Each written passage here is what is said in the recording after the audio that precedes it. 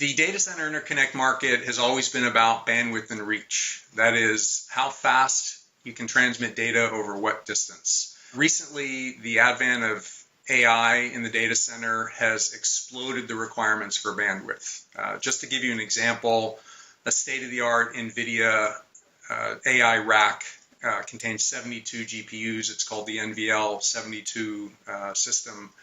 Each GPU has 14.4 terabits per second of I/O connecting to a switch. So if you do that math, 72 GPUs inside a rack, it comes out to more than 1,000 terabits per second of interconnect bandwidth, all inside the same rack. That's 1 petabit per second. It's insane. And those numbers are only increasing over time, doubling every few years because of how fast AI is accelerating. Well, both copper and optical have had significant positions in the data center interconnect market. Copper mainly for short reach, optical for longer reach. Copper has been the workhorse for inside the rack connections and rack and across the rack connections, and we call that the scale up applications, primarily inside the rack. In fact, if you look at a modern AI data center rack, you'll see huge bundles of copper cables in the back connecting the different server boards together. But the problem is that as the bandwidths increase, copper is really coming to the end of its usable lifetime for all but millimeter scale interconnect. It doesn't have the capacity to support the higher bandwidths needed. Optical, on the other hand, has always been good for connections of tens of meters, hundreds of meters, even up to kilometer type distances, but it's never really been used inside the rack because it's too expensive, too power hungry, and really difficult to achieve the reliability needed for that kind of density. So certainly a new solution is needed as copper comes to the end of its kind of usable lifetime for these type applications, and optical isn't the right solution.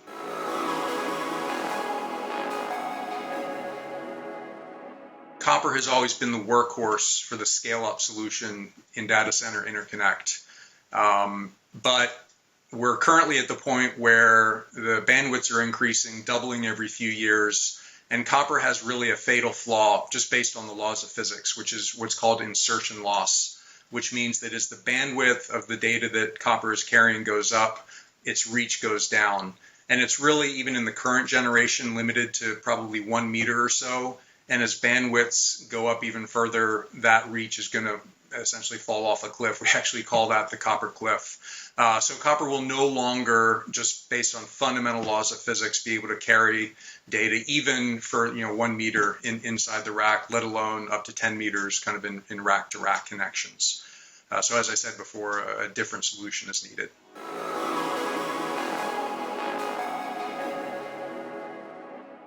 So optical, as I said before, is very useful for longer interconnects, anywhere from tens of meters to kilometer type distances.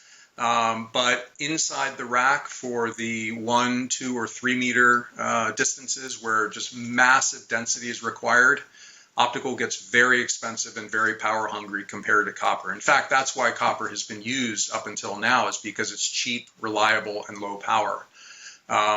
So as we'll, I think, see here coming up, optical, though, is not the only solution for this problem.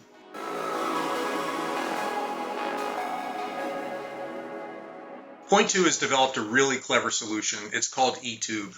And the trick to eTube is that it uses RF radio frequency transmission over plastic waveguide to achieve the bandwidth of optical at the cost and power of copper.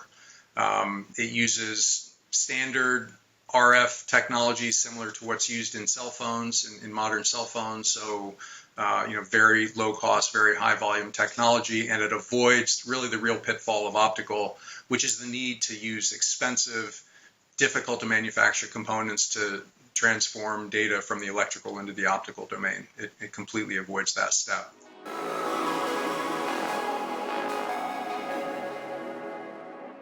The Point2 market opportunity is massive, quite simply put. Everyone knows what's happening in the AI industry with the build out of data centers, and Interconnect is right in the middle of that infrastructure. It's actually the biggest market, or one of the biggest markets I've ever seen for physical layer semiconductors. And for Point 2 to deliver into this market, it's an opportunity over the next few years, up to 5 years, of really hundreds of millions, if not billions of dollars in revenue.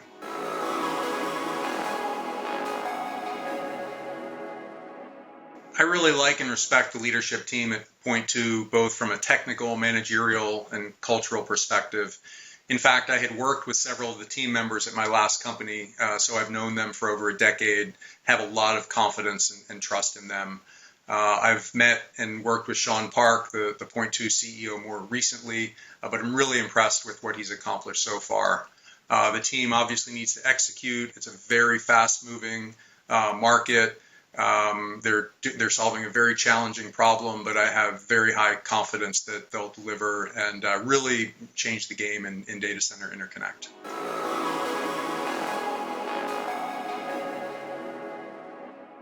As a venture capital investor, I try to boil investment opportunities down to three fundamental factors: the team, the technology, and the market. And Point 2 has them all in very high quality. The team is excellent from a technology perspective, as well as being seasoned semiconductor industry veterans. The technology is disruptive, as we've talked about, and the market opportunity is huge. So in my opinion, Point 2 really hits the trifecta of these three metrics and is a great investment opportunity.